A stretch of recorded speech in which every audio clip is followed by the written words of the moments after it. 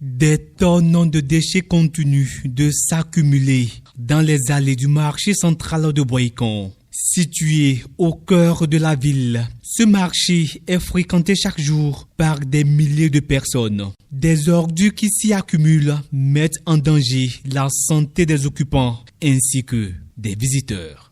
Effectivement, le marché est sale et c'est une affaire de récidivistes. Les autorités ont voulu pour que le marché soit propre. Et nous tous, nous sommes un peu têtus. J'espère que si les autorités cherchent d'autres moyens pour surveiller le marché, ça serait plus propre que ça. Maintenant, il n'y a plus dans le marché, vraiment, il y a difficulté. Hein. Ici, nous sommes maintenant là, tu ne peux pas rester ici. Hein. C'est l'eau de ruissellement. Parce que l'eau de ruissellement, ça tire les ordures vers le marché aussi. Oui, ça, tout ce que nous vendons ici produit des déchets. Mais après chaque marché, nous devons nettoyer notre point de vente et attendre les ramasseurs d'ordures. Malheureusement, ça ne se passe pas comme ça. Il y a certains qui vont jusqu'à déposer leurs ordures en face de l'étalage des gens. Par exemple, c'était le cas hier et c'est ce dépotoir-là qui s'est créé. S'il y a une sanction qu'il faut commencer par donner aux gens, je pense qu'il faut le faire. Avant chaque samedi, on balayait le marché et c'est seulement quelques personnes qui venaient. Je pense qu'il faut commencer la répression car si notre milieu est propre, c'est pour notre bien-être. Le marché de Boycon est un peu sale.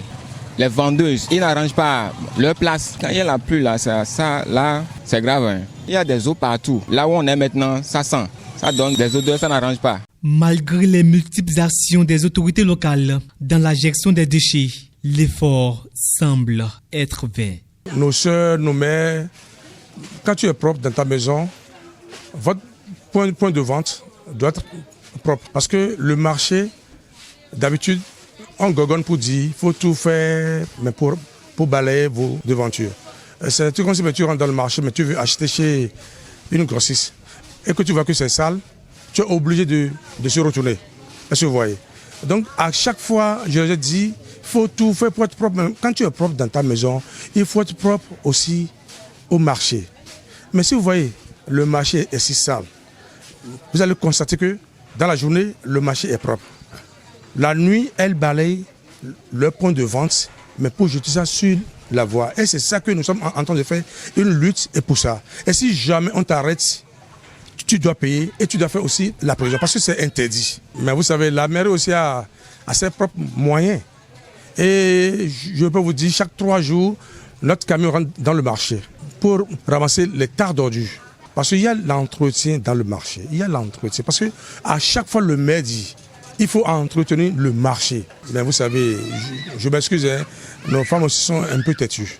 Sinon, votre point de vente, on doit prendre soin de ça. La sensibilisation doit rester de mise pour venir à bout de ce phénomène dans ce marché tant convoité par tous. Autant que tu achètes Biowata, et quand tu prends, au lieu de mettre ça dans une sachet, mais pour amener ça chez toi, on regarde gauche à droite, on jette ça, mais sur la voie, si tout, sur les pavés, c'est ça que nous sommes en train de lutter. Parce que mais quand tu jettes les sachets, là où on a investi, l'État a investi des centaines de millions, et vous jetez des ordures sur ça, mais ce n'est pas bien. Les femmes aussi doivent regarder le système du maire. Mais quand tu dis à l'idée, le maire se met en short. Malgré qu'il est maire, il se met en short, il fait comme tout le monde. Alors là, il faut que mes femmes aussi fassent ce que le maire aussi fait. Parce que être propre, c'est ça qui attire la clientèle. Même si l'espoir est permis, les usagers de ce marché réclament une solution durable.